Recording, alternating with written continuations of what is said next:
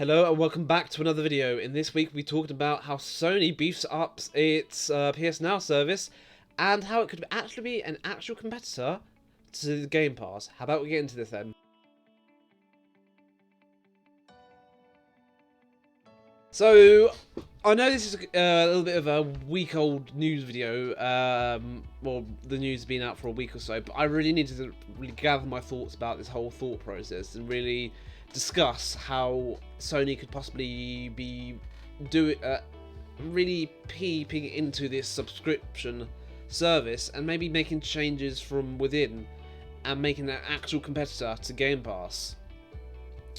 So we do have, it's a little bit short article really explaining what they're adding to PS Now. And for me it's a little bit of a weaker service, but at the end of the day, I think for the best games being played, for the games that they're adding are probably being best played on the PlayStation Store because of all their unique stuff they got alongside with like promotional things for their said games. So it makes sense in a way. But I just really needed to compose my thoughts and really see where Sony is thinking of going with this PS Now service. So we're actually going to visit the PlayStation blog. So here we are. We've got the PlayStation blog that we're going to look at. It's now, as the title says, PlayStation Now game for April 2021. Marvel's Avengers, Borderlands 3, and The Long Dark. Now, interestingly enough, The Long Dark has been on Game Pass for a little bit longer. Was originally on Game Pass, should I say. So this could be a move by Sony to replicate whatever Game Pass is really doing. But like I said, I personally think the Marvel's Avengers game is probably better on the PS4/PS5, mainly because of their deal with Spider-Man. And that's literally taking content from the main game itself, or even DLC, and just make it their own, which is really weird. And I didn't like it. I didn't like it. Full stop. I was gonna say I didn't like it first, but I don't like it. Full stop. You either release the full game on a particular console, or you don't at all. So I was a little bit annoyed at that news, but it makes sense for Avengers to come onto the PS Now service. Possibly, even if they were willing to go onto the Xbox Game Pass. But this is actually good for all companies involved, because we knew the Marvel Avengers was struggling behind slightly, especially with if we look at the likes of Steam, but we know the majority of their player base is on PlayStation, so it is boosting up that area. Borderlands 3, we know, was also struggling to get traction onto the PlayStation side of things. There was a lot more people playing on the Xbox. Multiple reports came out years ago, but it did sell well, no doubt about it. It sold massively well on the PC, massively well on the Xbox. It did fairly well on the PlayStation, and I think that's all the things it released on. But yeah, how about we actually get into this? So April PlayStation Now lineup is Titanic team up featuring Marvel's Avengers, Borderlands 3, and The Long Dark. Save the world, shoot up a galaxy, or survive an icy wilderness. Take your pick from tomorrow when the games launch into the service. So, of course, this was roughly about 8 days ago now, as the time of recording. But like I said, Marvel's Avengers it's not a very good game. I'm gonna be honest. But I think it works better, especially with their deals with Sony on the PlayStation Store. I couldn't see the likes of Game Pass doing it because not many people feel like they want it because they're not getting the full experience with the Marvel Avengers game. Borderlands 3, I think, is a good idea, especially with 2K involved. All these games are really adding up to this one big service that they're really beefing up. Now, I do think this is one of the first proper change in Sony's strategy of making PS Now an actual competitor, especially to Game Pass.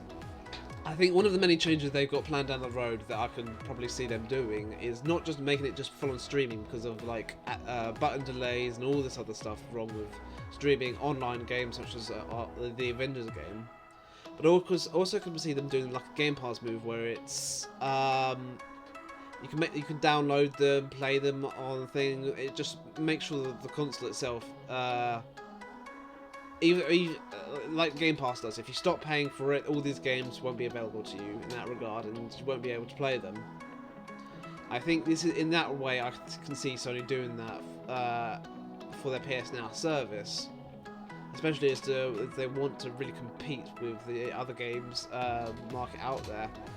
Now, there's been a lot of things out there suggesting that, well, not suggesting. I think there's been a lot of people saying that they would prefer to have an Xbox this generation than a PlayStation, mainly because of many.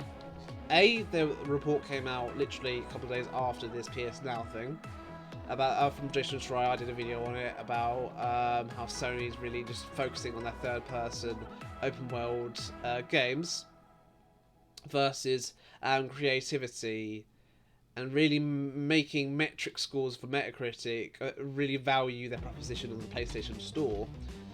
So I thought if you want to see that video, I'll put a link to it in the description below.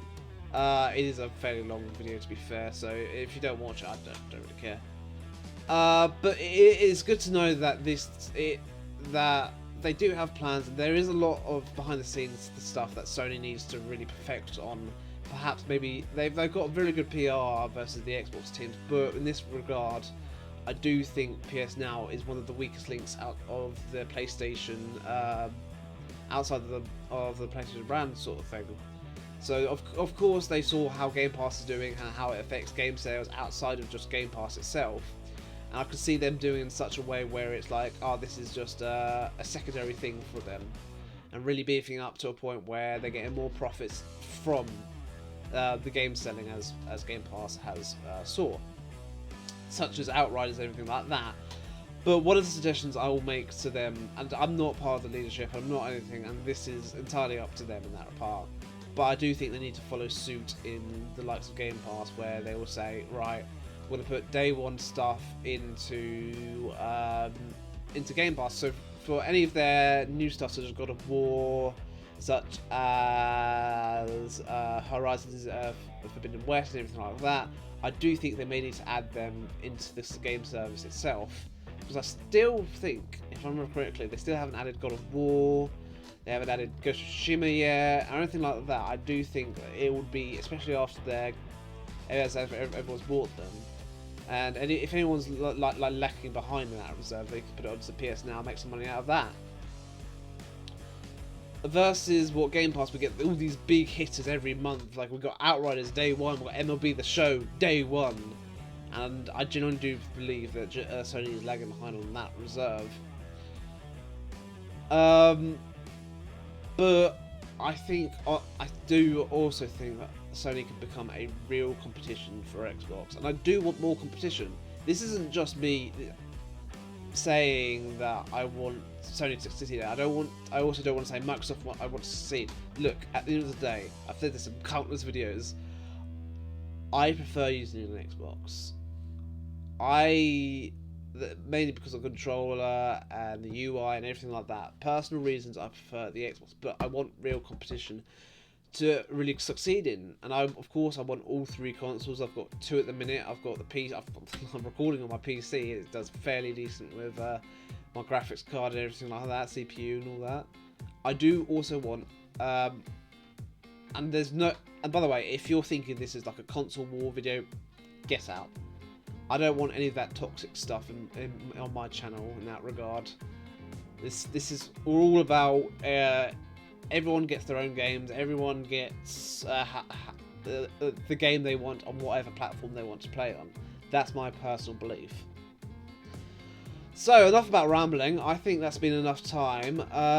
Thank you so much for watching. That has been my opinion on the PS Now sort of thing, and how they possibly can improve on PS Now.